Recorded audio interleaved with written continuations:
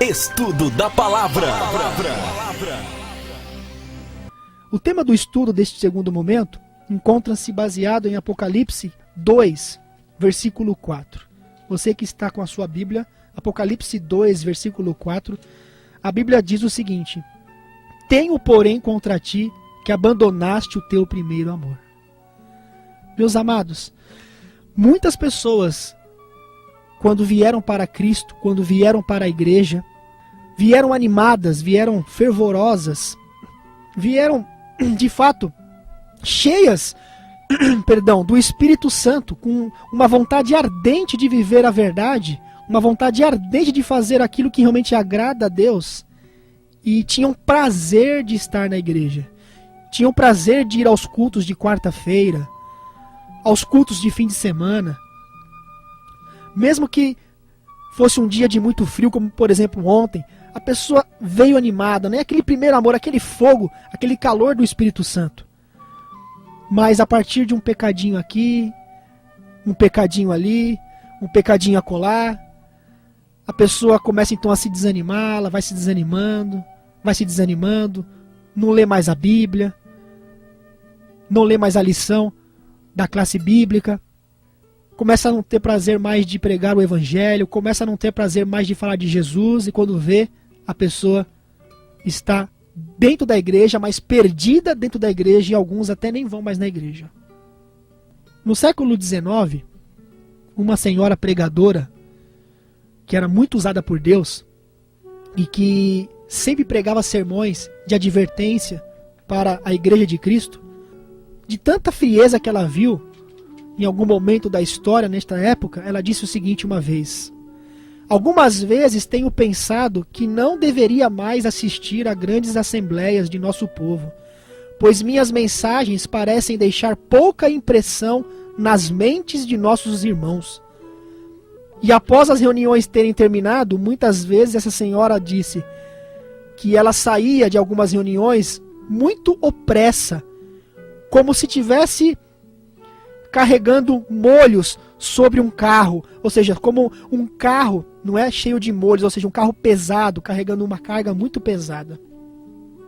Meus amados, a Bíblia profetiza que nos últimos tempos nós estaríamos enfrentando uma grande apostasia dentro da igreja, onde muitas pessoas iriam se desviar dos caminhos de Deus, onde as pregações não iriam surtir mais efeito na mente de milhares de cristãos. E hoje parece que isso está acontecendo. Hoje, quando a gente vê essa situação que nós estamos enfrentando na igreja, muitos tremem pelo povo de Deus. Muitos estão tremendo pela igreja de Cristo aqui nessa terra. Por quê? Porque de tanta condescendência com o pecado, o Espírito Santo está se extinguindo cada vez mais da igreja. Então hoje, quando as pessoas vão à igreja, muitos quando vão à igreja, parece que elas estão ali, mas só estão de corpo presente, mas a mente está o quê? Em outras coisas. A mente está de repente em novelas, a mente está de repente em futebol, a mente está de repente em jogo de cartas, como eu li agora há pouco aqui, a mente está em roupa, a mente está em carro, em dinheiro, menos nas coisas de Deus. Quando a pessoa condescende muito com o pecado, chega uma hora que ela não consegue ouvir mais o Espírito Santo impressionar a mente dela, ou seja, falando ali no ouvido dela sobre o que ela deve fazer de certo para que ela realmente herde a salvação pela fé em Jesus. E nós chegamos exatamente nesse momento. A Bíblia diz em 2 Tessalonicenses, vamos abrir nossas Bíblias agora então, você que está com a sua Bíblia aí, abra em 2 Tessalonicenses, capítulo 2, versículo 7. 2 Tessalonicenses, capítulo 2, versículo 7. A Bíblia diz o seguinte: Com efeito, o mistério da iniquidade já opera, e aguarda somente que seja afastado aquele que agora o detém. O que ainda está detendo a atuação completa de Satanás? Esse alguém é o Espírito Santo. Mas o Espírito Santo, conforme diz a Bíblia, ali em Gênesis, ele não vai agir no homem para sempre. Haverá um momento em que o Espírito Santo deixará para sempre pecadores não arrependidos e que persistem voluntariamente em viver uma vida de pecado. E isso poderá acontecer com você que está ouvindo o programa aqui nessa tarde. Devido a isso, essa questão de muitos estarem abandonando o primeiro amor ou perdendo este primeiro amor por causa de uma vida de pecado, devido a isto, a Bíblia diz em Mateus, abra sua Bíblia, Mateus capítulo 24 agora, Mateus 24, versículo 12, diz: e por se multiplicar a iniquidade, o amor se esfriará de quase todos. Por se multiplicar o pecado, o amor se esfriará de quase todos. Por isso que essa pregadora do século XIX chegou a dizer uma vez que ela percebia que as suas mensagens deixavam, ou pareciam que deixavam agora uma pouca impressão apenas na mente das pessoas. Não é hoje o que acontece? Hoje muitos pregadores de Deus, homens de Deus, mulheres de Deus, pregam, mas eles sentem que parece que as pessoas não levam mais a sério. Parece que as pessoas continuam a amadorrarem seus pecados. Ou seja, continuam não aceitando o conselho da testemunha fiel e verdadeira.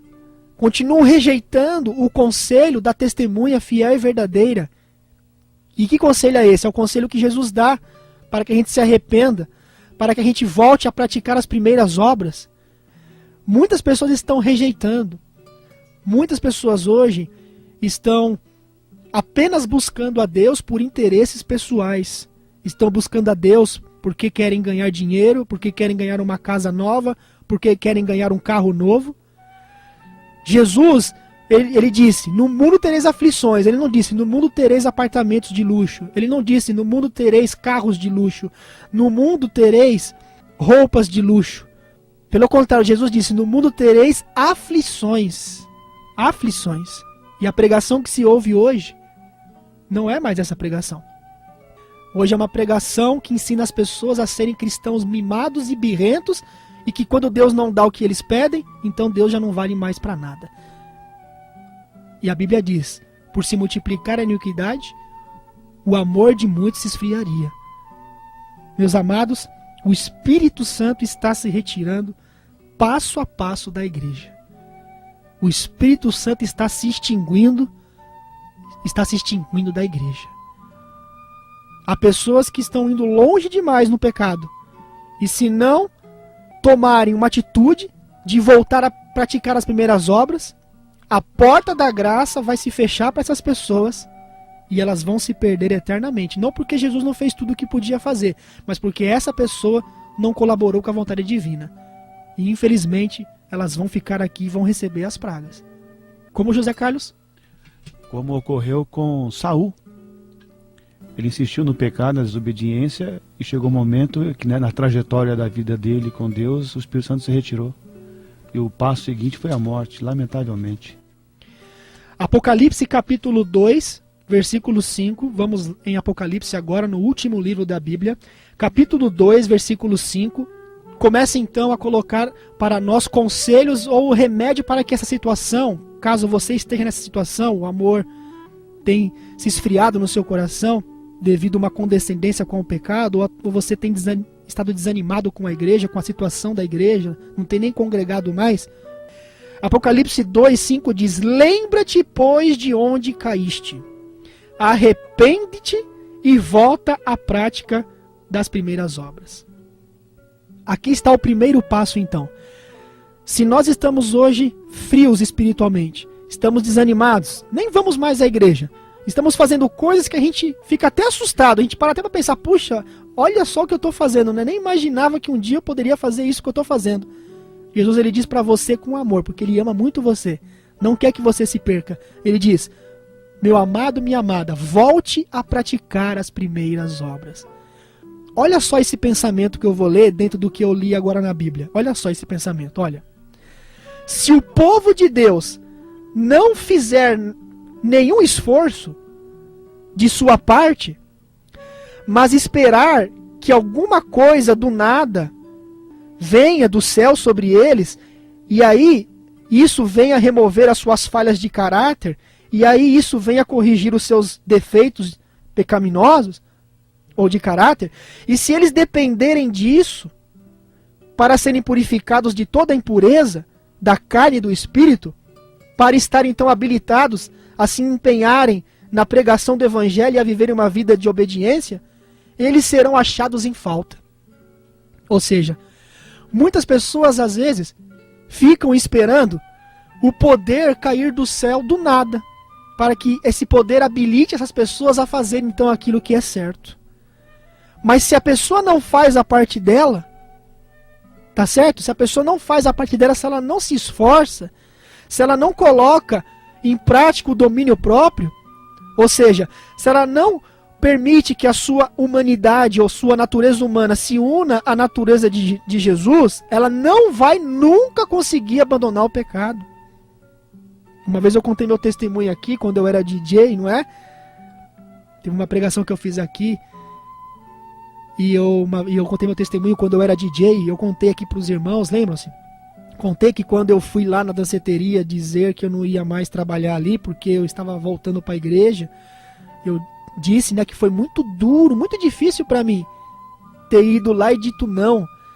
E passou alguns anos até que eu totalmente esqueci e deixei realmente de gostar daquele serviço. E hoje estou feliz com esse trabalho que Deus colocou no meu caminho, assim como no caminho do professor José Carlos e de toda a equipe do Ministério da Verdade para o Tempo do Fim. Como diz a Bíblia, toda disciplina a princípio não é motivo de alegria, não é isso? A Bíblia diz isso. Ou seja, mas conforme nós vamos praticando as coisas certas, a gente se acostuma a praticar as coisas certas. E é isso que a Bíblia diz. Volte a praticar as primeiras obras. Meu irmão, se você está caído, está derrotado, levante-se. Exercite o domínio próprio. Comece a ler a Bíblia, mesmo que você não queira, mas comece a se esforçar, comece a ler a Bíblia, comece a orar mais, comece a pregar de novo, comece a congregar de novo, apesar de a igreja estar numa apostasia. Não estou dizendo isso generalizado não, porque há aqueles 1000, né? Lembra-se de Elias ali? Havia quantos mil mesmo? 7.000. 7.000 que não tinham dobrado o joelho a Baal. Há pessoas sinceras na igreja. Vá à igreja, seja ali uma influência diante daqueles que estão ali, para que essas pessoas, olhando para a sua influência, para o seu testemunho, se voltem também para Jesus e se apeguem a Cristo. Devemos fazer parte deste grupo, dos 7.000, Alexandre. Deus nos chama para fazermos parte deste grupo, que não dobraram o joelho a Baal. E há muitas formas de nós, Alexandre, dobrarmos o joelho a Baal. Através da música, da adoração e do nosso viver também perante os nossos vizinhos e aqueles que nos cercam. Através do nosso testemunho de vida. Olha esse pensamento aqui, José Carlos e ouvintes. Precisamos agir, precisamos lançar mão de nós mesmos, mãos ao trabalho e clamar fervorosamente a Deus por um genuíno conhecimento de nós próprios. Pois as cenas que estão passando diante de nós são de magnitude suficiente para nos fazer despertar, levando insistentemente a verdade ao coração de todos os que querem ouvir, pois a seara da terra já está quase madura. E um outro pensamento também que eu gostaria de ler aqui para vocês é esse aqui, ó. Jesus não dará ordens aos seus anjos para livrarem aqueles que não estão fazendo nenhum esforço para se ajudarem a si mesmos. Então, meus amigos, nós precisamos fazer a nossa parte. Pois é impossível vencer os defeitos de caráter e buscar a santificação sem a prática de hábitos corretos na nossa vida. É necessário, então, nós fazermos, como diz ali em 2 Timóteo, abra sua Bíblia, melhor dizendo, 2 Timóteo capítulo 3, versículo 3, 2 Timóteo 3, versículo 3, vamos ver ali o que diz. 2 Timóteo capítulo 3, versículo 3, olha o que diz, ó. Que nos últimos tempos as pessoas seriam desafeiçoados, implacáveis, caluniadores, ó, sem domínio de si. Sem domínio de si. Mas como que isso pode mudar? Como é que você pode voltar a ter domínio de si próprio para vencer como Jesus venceu, à medida que você se une a Jesus como ele era unido ao Pai e venceu também. Então nós vamos agora para Coríntios. Abra sua Bíblia em 1 Coríntios, capítulo 9. 1 Coríntios, capítulo 9, versículo 25 ao 27. Olha, todo atleta em tudo se domina. Aqueles para alcançar uma coroa corruptível. Nós, porém, a incorruptível. Assim corro também eu, não sem meta, assim luto, não como desferindo golpes no ar. Olha bem agora. Mas esmurro meu corpo, o reduzo à escravidão, para que, tendo pregado a outros, não venha eu mesmo ser desqualificado. Meus amados, quando a alma se rende totalmente a Cristo, ela se torna uma fortaleza de Jesus e Satanás não tem poder para destruir esta alma. Amém? Apocalipse, penúltimo texto que eu leio, 22, versos 11 e 12. Apocalipse 22, 11 e 12. Continue o injusto fazendo injustiça, o imundo sendo imundo, o justo na prática da justiça e o santo a santificar-se. Eis que venho sem demora e comigo está o galardão, que tenho para retribuir a cada um segundo as suas obras. Será, ouvintes, que aqui Deus está dizendo que você deve continuar sendo injusto? Não é isso que está dizendo aqui. Na verdade, o contexto disso é que quando a porta da graça se fechar, aquele que permaneceu no pecado, permanecerá agora no pecado eternamente, porque não haverá mais o Espírito Santo para impressioná-lo a mudar de vida. E aquele que procurou viver uma vida de vitória, permanecerá numa vida de vitória, porque ele foi selado com o Espírito Santo e estará preparado para o arrebatamento da igreja. E o último texto, que é um conselho que Deus dá a você, que hoje está nessa situação. O Espírito Santo clama a você e diz o seguinte nesta noite. Hebreus 3, versos 7 a 10. Assim, pois, como diz o Espírito Santo, hoje se ouvirdes a sua voz, não endureçais os vossos corações, como foi na provação no dia da tentação no deserto, onde os vossos pais me tentaram, pondo-me à prova. E viram as minhas obras por 40 anos. Por isso me indignei contra essa geração e disse, estes sempre erram no coração, eles também não conheceram os meus caminhos. Meus amados, terminando esta pregação, eu digo e apelo ao teu coração, o Espírito Santo apela ao teu coração. Volte-se hoje para Jesus. Volte a praticar as primeiras obras. E passo a passo você vai sentir um poder tão grande que eu tenho certeza que você vai voltar a ser um cristão animado e de vitória. E Jesus está voltando muito em breve. E ele precisa de você. Você deve ser um Elias. Porque há muitos que não dobraram o joelho a Baal. E você precisa ser usado por Deus porque ele quer te usar. Que Deus te abençoe.